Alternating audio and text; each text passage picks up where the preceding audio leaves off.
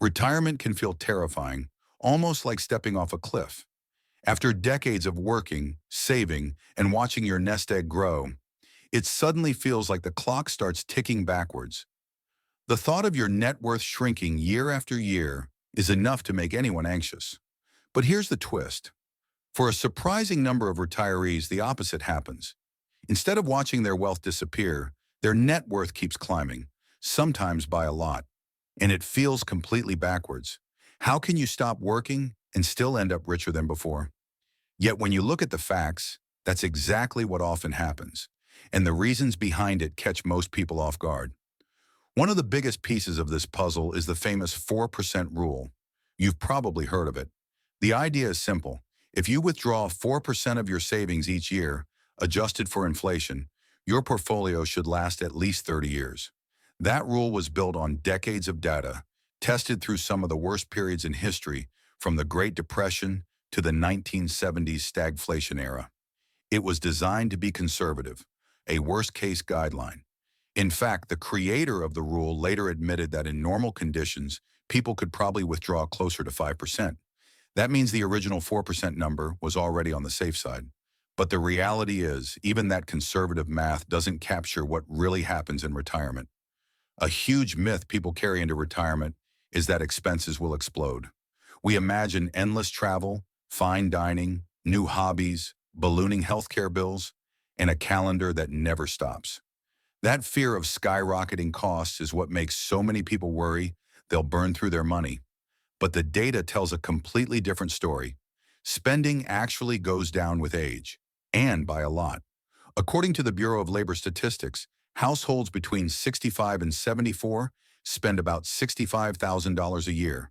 But by the time people hit 75 and older, that number falls to about 53,000. That's more than 12,000 less every year, almost a 20% drop. And when you compare it to the average American household, which spends around $77,000 a year, retirees are already spending far less. Why does that happen? At first, many retirees do the big trips and splurges. They take the cruises, check off the bucket list, go out to restaurants, maybe buy a new car. But eventually the appetite for that fades. Energy levels shift, long flights feel exhausting, the constant packing and moving around becomes stressful instead of exciting. Sleeping in your own bed starts sounding better than another airport. The same thing happens with entertainment. People go out less, cook more at home, and naturally scale back. Transportation costs also drop dramatically. Without the daily commute, without school runs or work obligations, couples often share a single car and drive far fewer miles. Even healthcare, the one category that can creep upward, doesn't come close to offsetting all those other declines. On balance, spending goes down, and that's not just a late-life phenomenon. Even younger retirees experience it. After that early honeymoon phase, expenses normalize, and people often find they want a simpler, calmer rhythm. The key word here is want. Most retirees don't cut back because they have to. They do it because they prefer a slower pace. It's lifestyle, not financial strain. Now add in Social Security, and the picture looks even more different. The average check is about $2,000 a month. For a couple, that's roughly $48,000 a year, adjusted for inflation, showing up like clockwork. When you combine that steady income with declining expenses, the math shifts dramatically. Take a typical couple in their late 60s spending $65,000 a year. At first glance, it looks like they need well over $1 million in savings.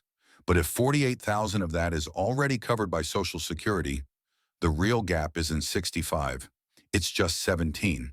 Suddenly, the portfolio burden isn't nearly as heavy as people assume. And it gets better.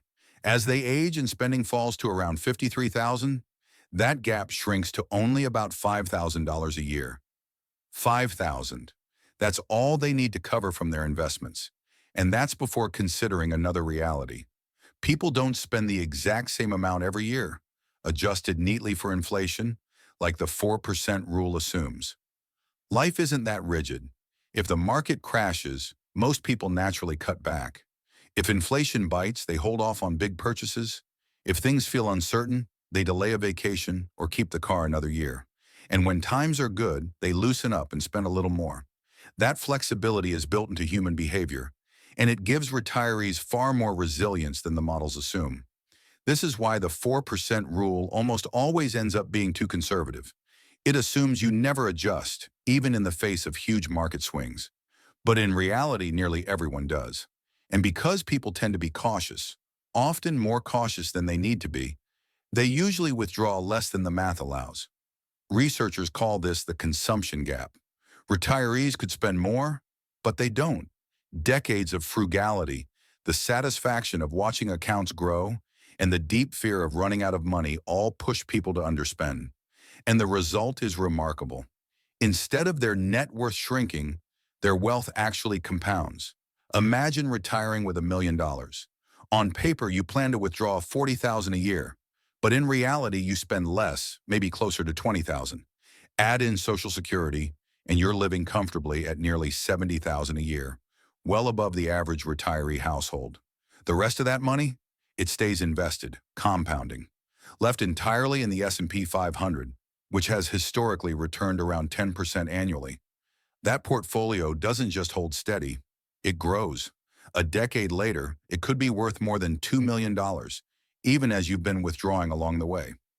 Real estate adds another layer since home values in the U.S. have historically risen 3 to 5% annually. For many retirees, that equity just sits there growing while their actual spending falls. Put all this together: conservative withdrawal rules, declining expenses, Social Security, natural flexibility, and the tendency to underspend. And you see why retirees often end up richer than when they started. Of course, not everyone does. Plenty of people enter retirement with very little and face real struggles. But for those with even a modest nest egg, the pattern is surprisingly consistent.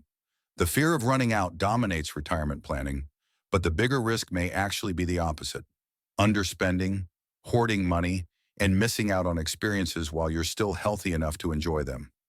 Retirement doesn't have to mean watching your wealth vanish. For many, it's the start of a new kind of compounding, where money grows faster than it's spent, and the safety net is bigger than it seems. The real challenge isn't running out, but giving yourself permission to enjoy what you've built, without letting fear keep you from living the life you worked so hard to afford. Thanks for watching InvestingFlix, where smart money learns smarter moves. Subscribe for more insights that grow your wealth.